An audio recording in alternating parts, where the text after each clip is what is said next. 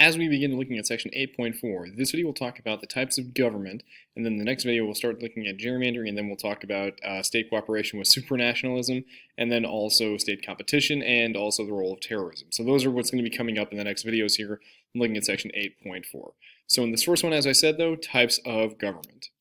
All right, so when we talk about types of government, we want to talk about this idea in terms of every state or every country has two types specifically of government. You have a national or federal level, and then you have more local types of government. And the amount of power, that's given into each group or each, location varies by country. So when we talk about the national types of governments, we talk about them in terms of democracy, autocracy, and anocracy. So we're going to revisit the other two here in a sec. We wanted to kind of take this one term at a time.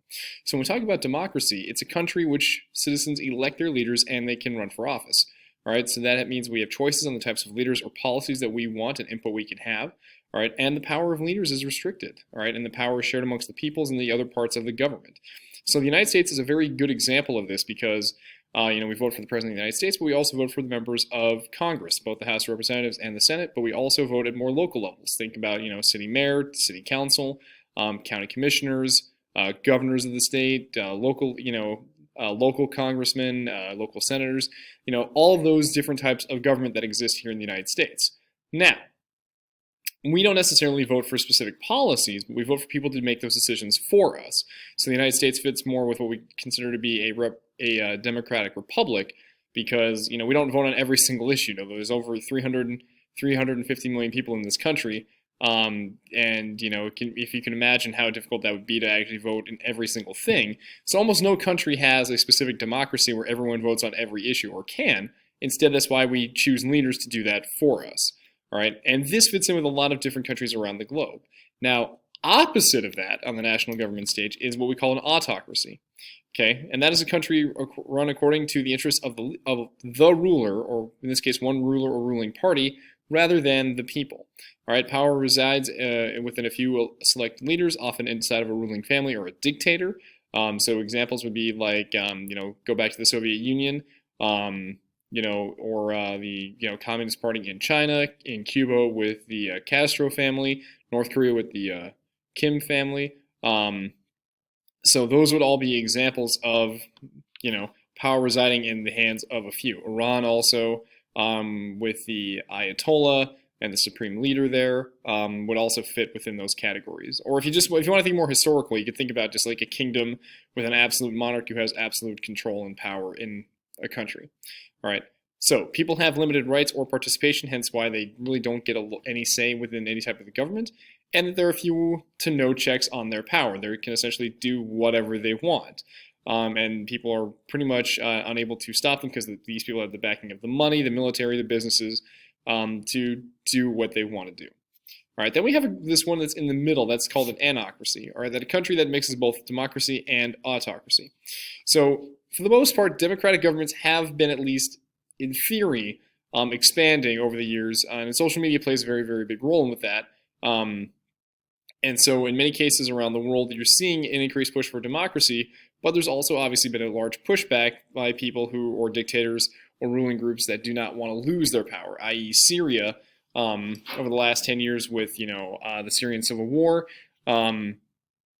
the Syrians pushing back on, Bashar al-Assad and his family that has been in charge of the country for, decades, and, obviously leading to a brutal civil war. Others, you talk about that even though while, a country like Russia does have democratic elections, for the most part, you get a lot of people who are silenced or convinced otherwise to not vote or not run, or sorry, not to vote for the opposition or to not run because of, the threats that can pose to somebody's lifestyle, i.e.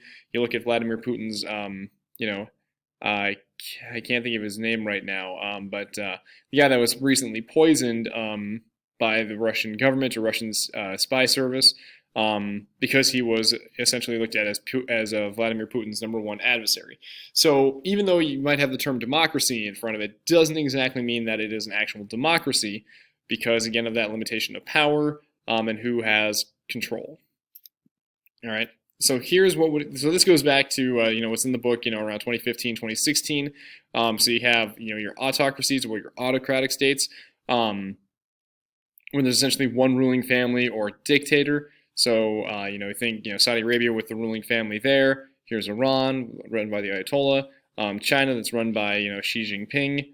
And, the, Communist Party. Same thing with Vietnam, and then North Korea with the Kim Jong-un family, Castro in Cuba.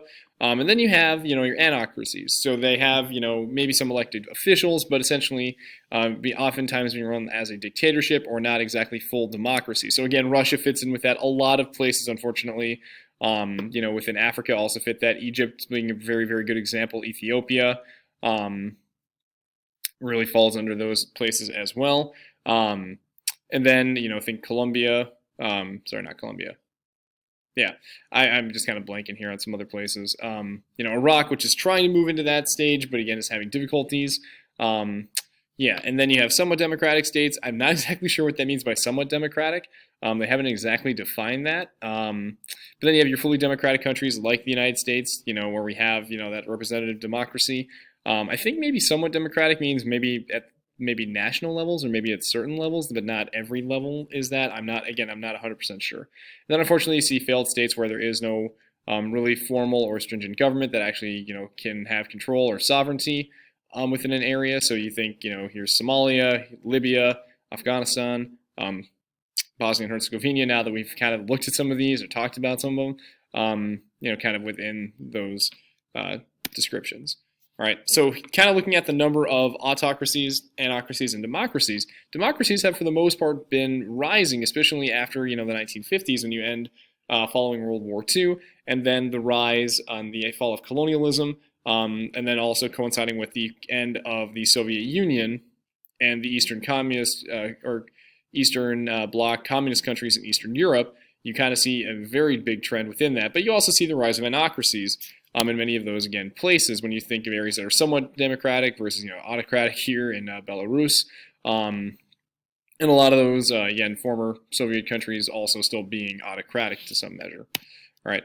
And then, yeah, this is the stuff. If we had more time, we'd talk more about the Arab Spring, in the Middle East and North Africa, resulting from, 2011, 2010, 2012, where you had a lot of, people in Muslim majority countries in this region, protesting for more rights, for better elected governments, or actually having elected governments and free elections. And so in many cases, you did see governments being overthrown, particularly in Libya and in Egypt. But in Egypt, it was replaced essentially by a military dictatorship. Libya, they haven't really been able to form a cohesive government since the overthrow of Muammar Gaddafi. Yemen is still going on with its own unfortunate civil war, which has been pretty brutal on the coast there. Then we have Western Sahara, which again we would talk more about if we did. The book mentions it very, very briefly, but there is still conflict going on there now. As a result, Sudan, as we've kind of briefly mentioned too, but again the book describes more about the conflict going on there, especially in Darfur. And then obviously the Syrian civil war, Iraq with ISIS. All right, so a lot of different things going on here. All right, so then we talk about more local types of government. So we talked about, we have those three big types at the national or federal level, okay, that being a, again, autocracy, anocracy, democracy.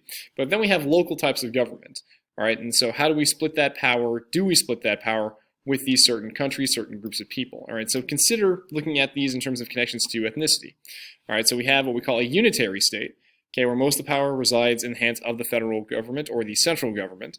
All right, and this fits in pretty well with small, less diverse states because you need effective communication. So again, having more compact state shapes or not very large states makes it really, really easy, especially if you don't have a large population. Okay, occasionally you do see this with multinational and multi-ethnic states, so that one group's views are dominant to others. This particularly fits in with Rwanda and Kenya on the negative side about having one group's opinion being kind of brought to the forefront so that they can remain in power, i.e., you think about the Hutu and the Tutsis if you looked more in depth with that, and also referring back to Hotel Rwanda if you've seen that. All right, and that is still something that still unfortunately exists in some capacity to today. All right, and then when we look at again, and if you don't have a whole lot of diversity, and if it's not, and I don't mean to say diversity in a bad way, but if it's when we're people are for the most part of similar thoughts, and again, it's not a very large country. There's not a whole lot of people there. A unitary state probably makes pretty good sense. Okay, and then on the other side, you have the federal states. Okay, where you have strong power given to local units of government within the country to adopt its own laws.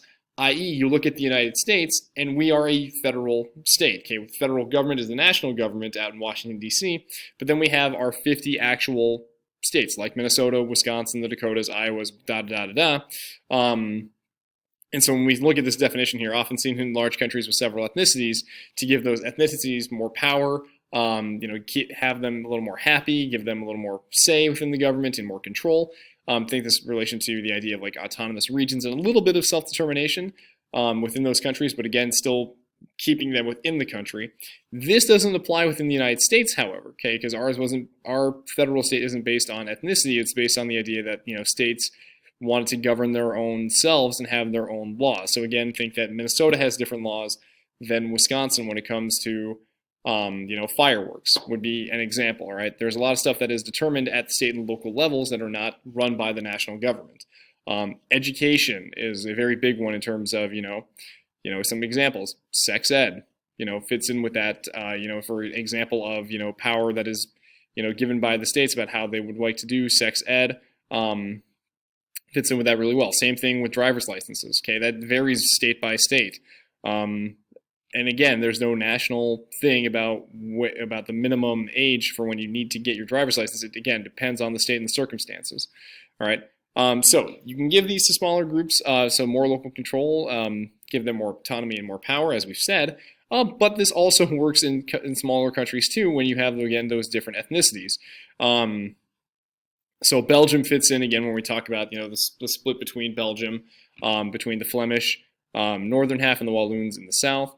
And then, other examples here, Russia fits in really, really well with it being a very multi-ethnic, multinational state. Canada within the ideas of the provinces and the territories. All right, and so again, it's how do you divide power, and do you feel like you need to divide power? All right, so typically when we look at federal states, you have those varying degrees of, power and who has what power, how much is in the federal government, how much is in the local government. While in unitary states, almost all of that is there in the central government. It's not to say that they don't have local towns and regions. They do.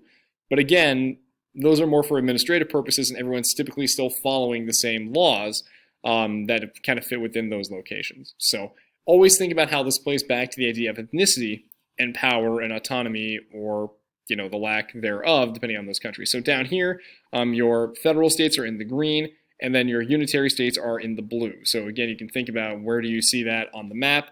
How does that fit in also with the ideas of anocracies, democracies, and autocracies? All right, and maybe I'll do that in a different video, or maybe I'll make another slide that you can compare those locations. So things to consider.